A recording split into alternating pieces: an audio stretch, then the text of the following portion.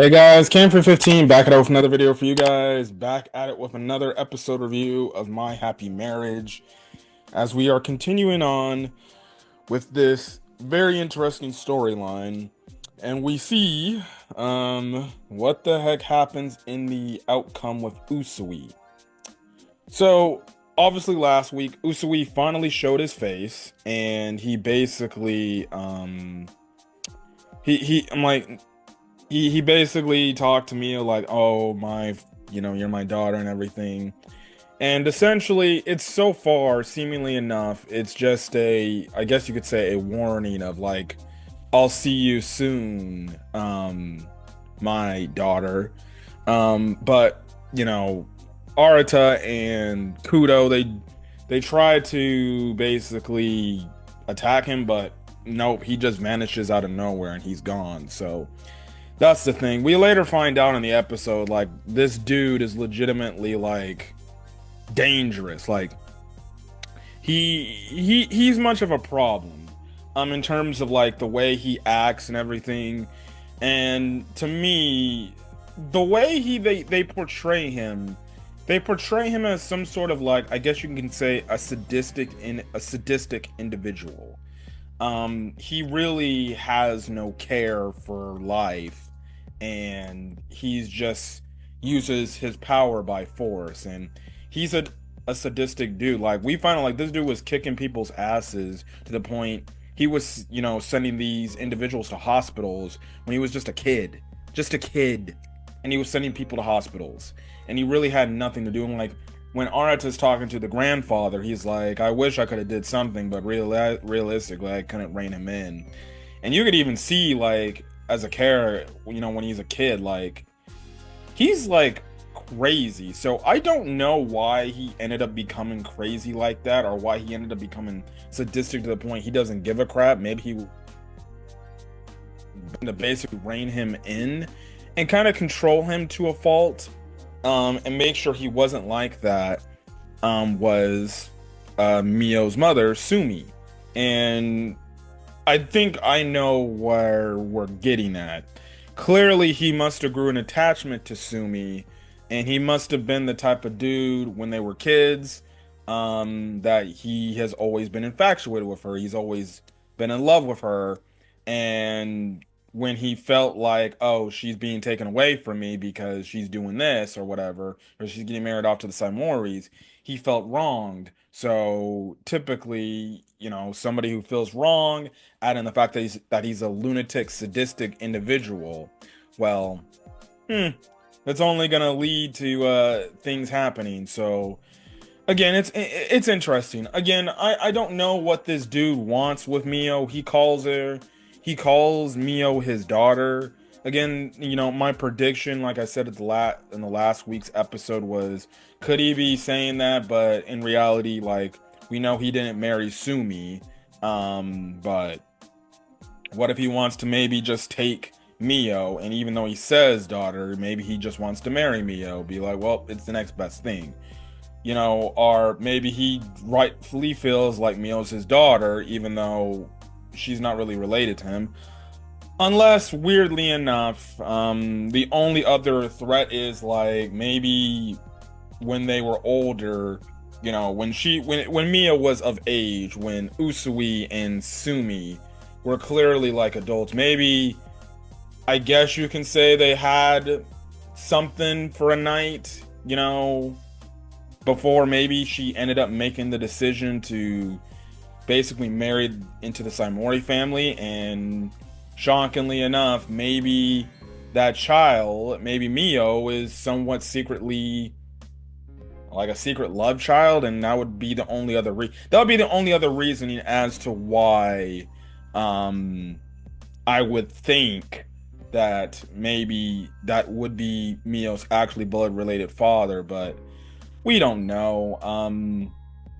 That would be my only best guess. Like this dude Usui is like some secret love child or something, right?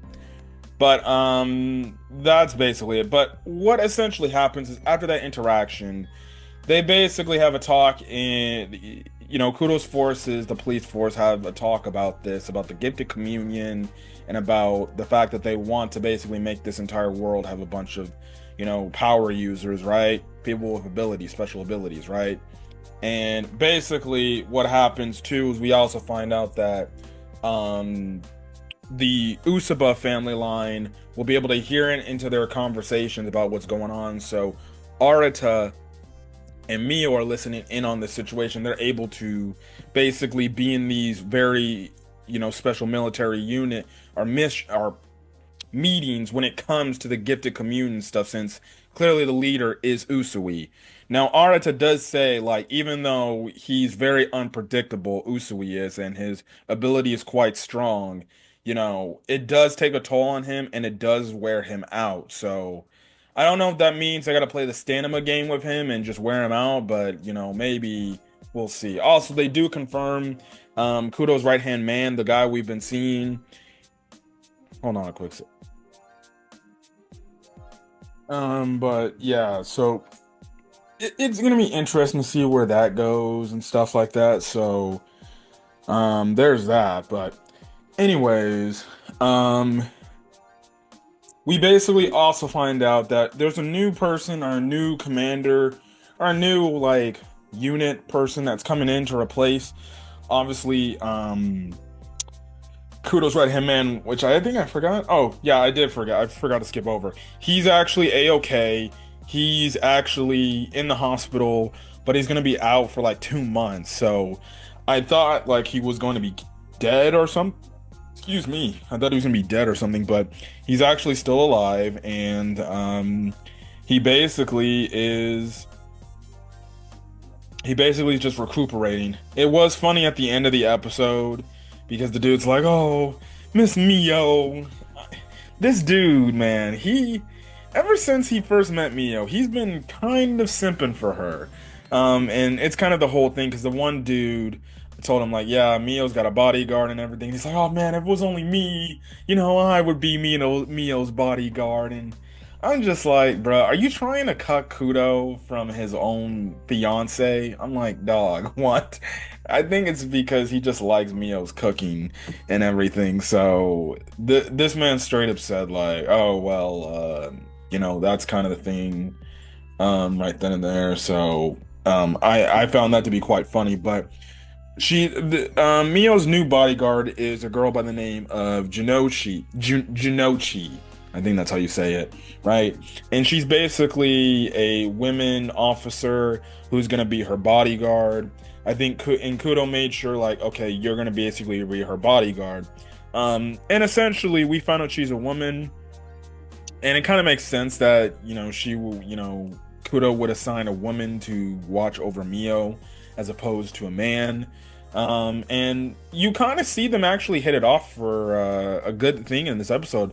You would think like maybe she'd be all kind of mean, but no, she's actually quite nice to the point like she's giving a tour to Mio about the facility and everything, and then at some point she's like, "Hey, look, I know we're like basically the same age. Do you think we can be friends or something like that?" And it actually takes Mio to be a little bit shocked. She's like, "Oh, yeah, sure, let's be friends." And she's like, "Oh, good." It's so cool to finally have another, girl around, with me being the odd one out, because she ended up getting called in from the old Capitol, right? So there's that. And look, I'm liking Jinochi, and I think she's a pretty cool character. Really liking her. I hope the fact that she's gonna be the bodyguard of Mio now. I'm really hoping like there's not gonna be like, I don't know. I just have this feeling like if they want to make this dude Usui like a massive threat, he's going to kill somebody.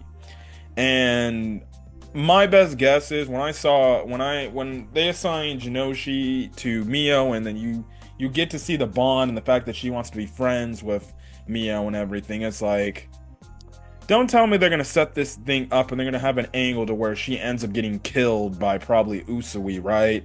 And it's gonna break Mio, right?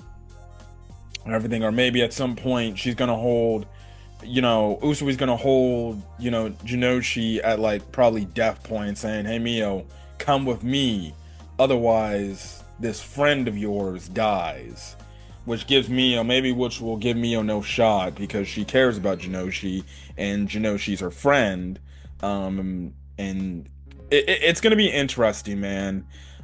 She definitely is giving me death flags just with the way she's acting and how nice. But I do like her character. Her character's really nice. I did find it funny how they open the door to the kitchen and then she immediately shuts the door because the kitchen sink area is all dirty and not clean. Why this military force doesn't have like janitors or like some sort of like maids or butlers or something like that to take care of messes like that? I have no clue. And it's funny because Jinoshi is like, you didn't see that, right? And Mia's like, no, I saw. She's like, yeah, it's kind of been like that for a while. So, sorry for that. And then Mio actually sees Jinoshi train. And we have it to where one of her masters is like, well, look, most of the people, most of the guys here and most of the men here say like, it's a hassle and everything, and they don't really respect her because she's a woman. And remember, we're at this time period where like women in like basically men roles, because we live in this like era of feudal Japan, right? In a weird way. Where at this time it was mostly women are kind of just like the housewives. They just are they basically do housework and make sure that their husbands come home. They got obviously the husbands have food and everything, right? But essentially, the difference, and that's kind of thing. So we're getting this fact of we're seeing some sort of like discrimination to women and how like you have it where like these two like the guys are like, hey, don't lose to her, you won't live it down, right? And they basically, even though she does win fair and square, they kind of talk her down like she's nothing special. And the master of the dojo basically is saying like, the men here, they really don't really respect women who are here and everything. And it's kind of really insensitive because remember, this is the time period where it's like men didn't feel like women can do the things that they can do, right? So that's the thing. And I do like the fact that the master isn't like that. He actually sticks up for Mio and Jinoshi and it's like, hey man, shut up and stop talking about them. You lost fair and square. So that's the thing, right? So it's interesting to see, but regardless, it's a very solid episode. We get some backstory about Usui. Now, the one thing before the episode does end, Kudo's right-hand man does say it's like Jinoshi, and kind of adds on like Jinoshi is something special or something important. We don't know, but we get left off on that cliffhanger. But regardless, I'm liking this character. I'm liking the bond her and Mio are having.